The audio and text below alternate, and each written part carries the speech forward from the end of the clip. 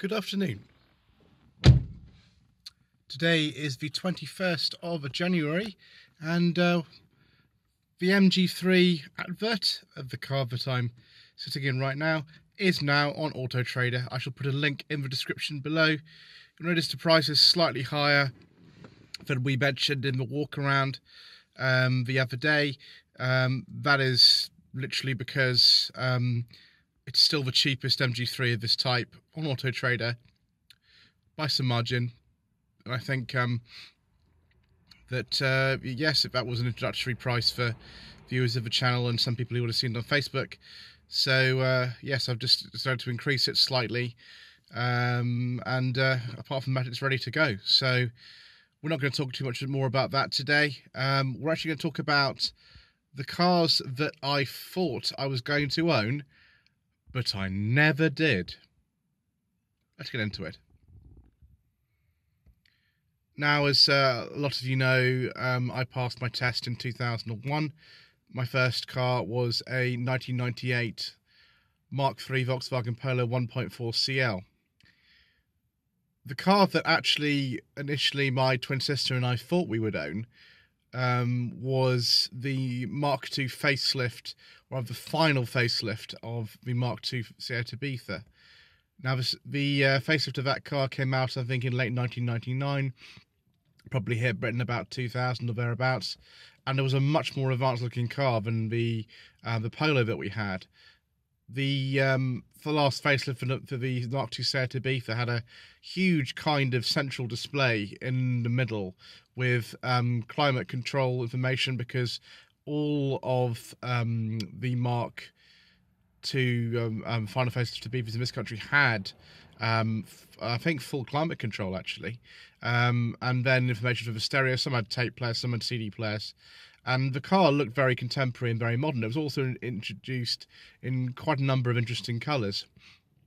So rather than going to the Volkswagen dealership, actually first of all we went to the Seat dealership. That was Snow's. I think they're still around, but they're in a different location now. It's not too far from here. And we test drove, I think, a 3-door Ibiza. They did have a 5-door as well, but a lot of them have the same engine. It was a 1.4 engine with 60 brake horsepower, same engine as in the Mark III Polo that we eventually bought. Now, the reason we didn't buy the car in the end, or we took it on some private land and drove it around this industrial park, which I don't know if we should have done that, but that's what we did, because neither of us had passed the test at the time, and my mother was keen that we actually drove it and tested the clutch out and things, was because it was more expensive than the Polo. Now, it was a bit newer than that, and you know, there was a nice coloured one, it had air conditioning, things like that, but I think we were trying to keep some tabs on the expenditure at the time, and we decided to go for the Polo because it was a nicer colour. It was a nice dark green. The Ibiza was kind of a lime green, or the sort of cherry red of the 3-door that we actually drove. So we bought the Mark III Polo and had that for a very long time. With the next two cars that I had, the Triumph Dolomite and the Seat Leon, there wasn't really a process in that I thought I owned something else. Those are the only cars that I wanted to buy, and those are the ones that I bought. As simple as that, really. When we went on to 2009, and I fancied a Rover because that's what I'm like, and I wanted my first Rover. I had a stopgap car between selling the Seat Leon to a friend of mine and finding my ideal Rover 45. I wanted a post-facelift Rover 45 1.4, and I found one. One of my friends and I went to Sidcup to look at one. I was living in Epsom at the time, so it wasn't too far to go. And it was one of the worst experiences I've ever had in terms of somebody lying to me. And I've had, sadly, that happen a few times. But even before I did the job, I wasn't working, you know, in the motor industry at the time or anything. The main problem with Rover 45, or rather the kind of quirk about it, is that the service history and the handbook are one book. If you open the book one way, it's a handbook. You open it the other way, it's for service history. So what had happened with this particular car is that the chap who was selling it, I think it was a dealer in Sidcup. This is a long time ago now, though. This is over 10 years ago. He had swiped the service history book from another car. I think it was a car that had been scrapped or something, and he tried to pass it off as the original service history for the car. And I looked at it quite carefully, thumbed through it, and it was not for that car, and I got very annoyed about that.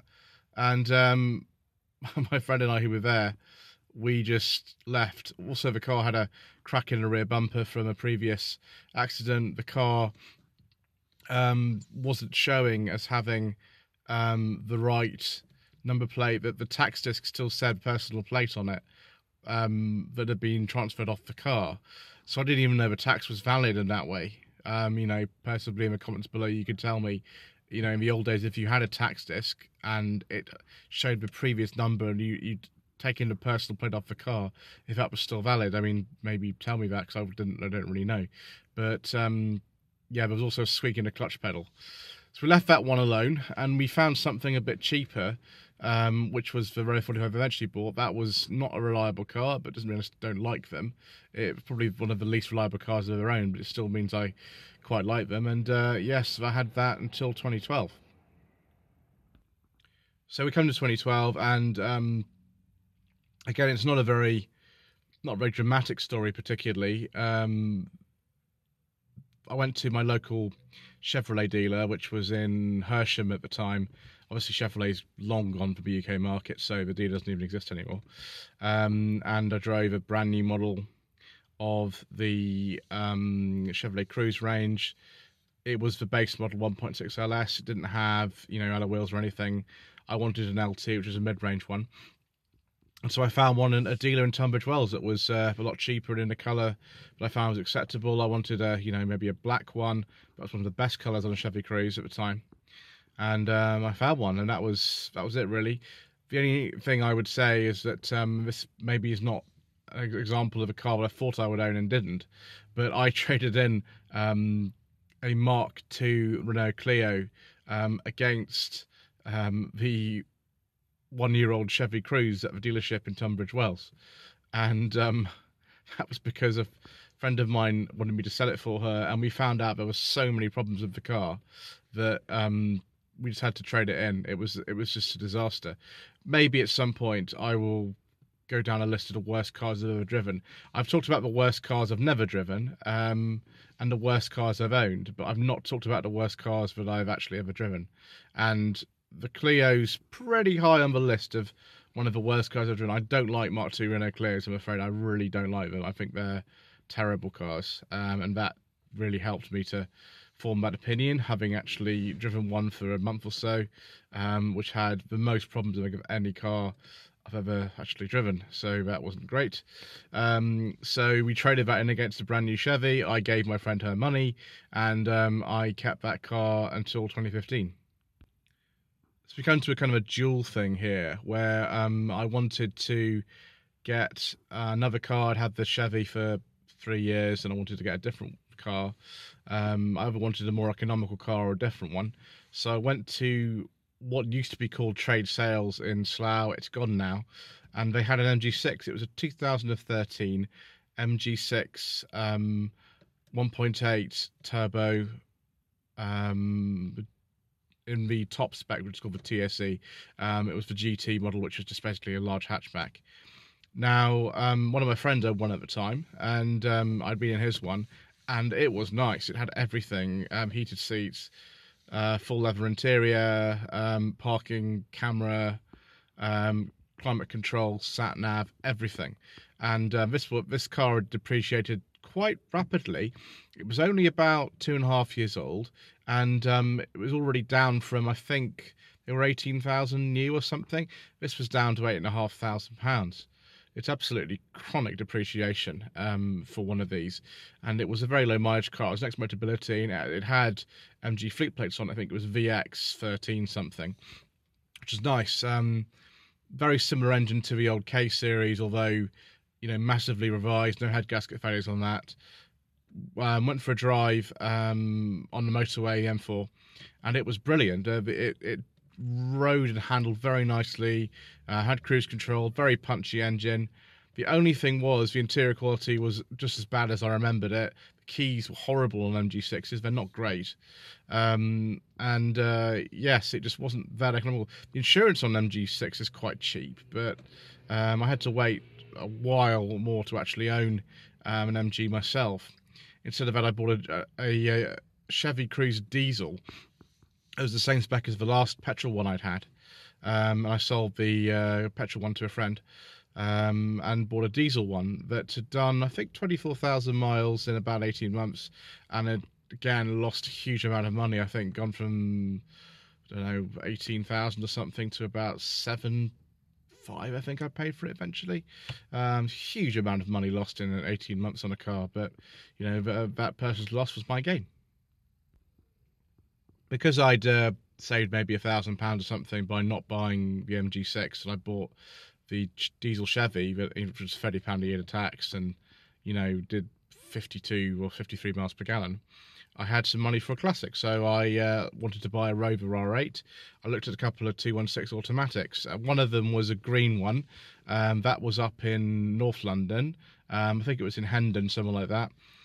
The car didn't come with any service history, and it had non-original wheel trims on it, which for me was a bit of a pain. The car was very clean, had no leaks in the engine bay, but I decided I wasn't going to actually be hurried into buying anything, and it's a good thing to do generally when you're looking at a car. Don't be hurried into buying anything.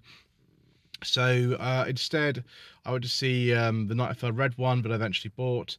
That had a lot more service history, including a cam belt change, the mileage was a bit lower, and it had the original wheel trims. Now, the car had a lot of problems, and within about a year or so, I was fed up with all the advice on the MOT and fed up with all the different things that I had to do on it, because I had done 12,000 miles in a year. I mean, there were a group of 4 of us who drove both the diesel Chevy and the Rover, and we racked up something like 30,000 miles between us in the course of a year. So, you know, we were really, you know, using these as pool cars, and the Rover didn't particularly like that. It needed loads of things doing to it, and by this stage I got together with my lady wife, and I needed something a bit more sensible that wasn't going to keep costing me loads of money in garage fees. It didn't do too badly on fuel. It was about 35-40 miles per gallon, which for a 20-year-old automatic car, the 1.6 litre engine, was pretty good. And I did enjoy driving it, although the handling in an R8, unless you're driving a Tomcat, is a little bit sort of kind of yacht-like. It's not the best I've ever come across, unless you modify the suspension and things, which you can do. I mean, the Tomcats handle pretty well.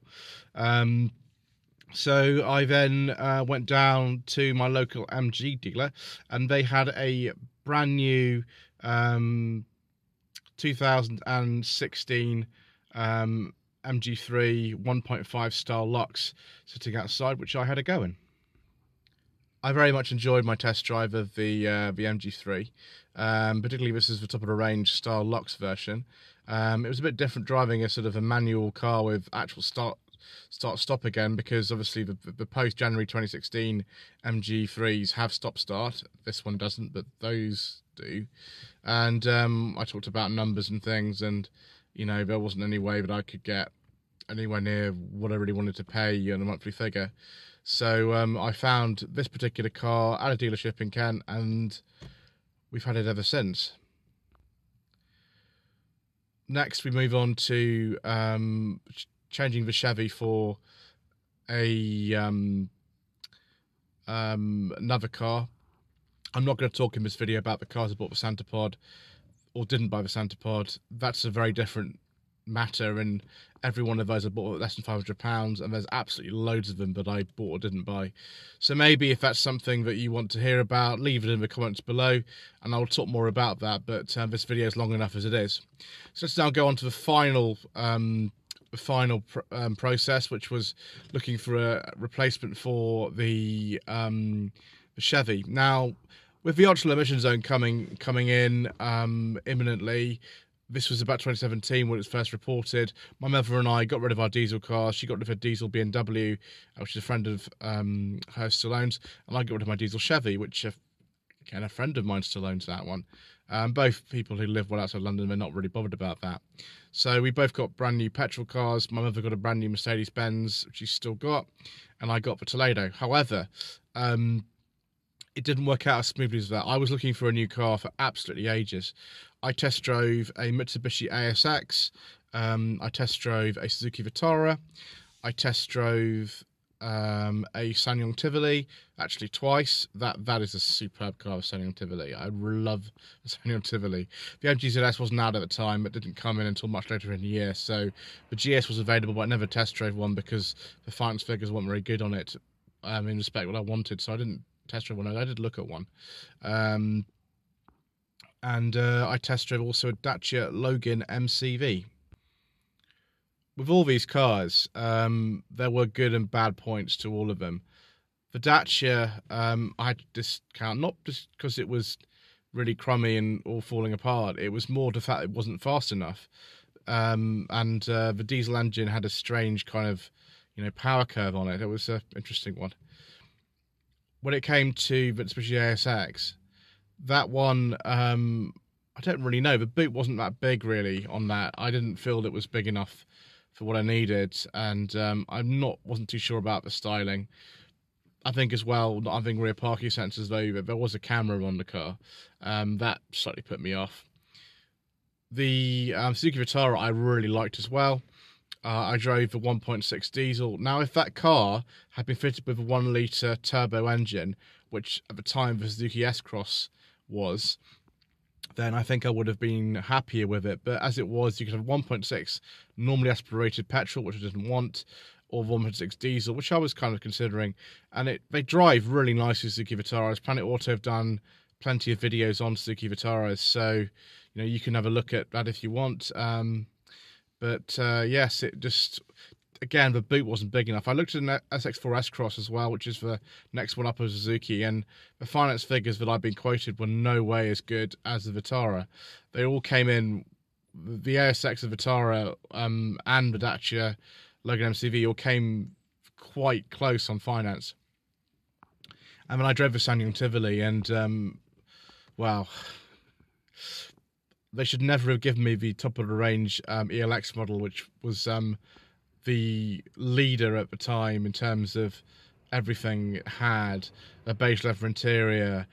One of the demo cars I drove was dark blue. It had sat nav. It had keyless entry. It had dual zone climate control. It had lane keeping assist. It had 3 different modes for steering. I drove the car, and my mother, who is very, very difficult to please in terms of cars, she loved it. She absolutely loved it. She said I could probably get one, and I was so close to getting it, but in the end, the deal with the dealership I was in contact with fell apart because I then looked at Toledo, heard about the offer that was there, and the money won out. It was simple as that. And actually, because the Toledo's got a 1 litre petrol engine, the running costs have been really low. The Sanyong would have been a diesel. I still love them. I still might have one at some point in my life, but, the Toledo's been a great car, and honestly, that's going to be hard to beat when the finance agreement is up in the summer. So there we are. That's the cars which I thought I might own but never did. And I hope you found that video to be interesting. Sorry it's a bit of a long one. There's a lot to talk about in that one, particularly towards the end for some reason. Don't forget to subscribe to the channel for more nostalgic rants and all sorts of things like that. We've got a very interesting video coming up on Thursday in particular. There will be on tomorrow, of course, as well. And don't forget to leave a comment below, like this video, visit my website www.lloydvehicleconsulting.co.uk if you wish me to source a car for you. As you can understand, I go through a very exhaustive process when I find cars for anyone, including myself. There's a contact tab on the homepage. You can touch me directly. I've also got a Facebook page, facebook.com/Lloyd Vehicle Consulting. Thank you ever so much indeed for watching.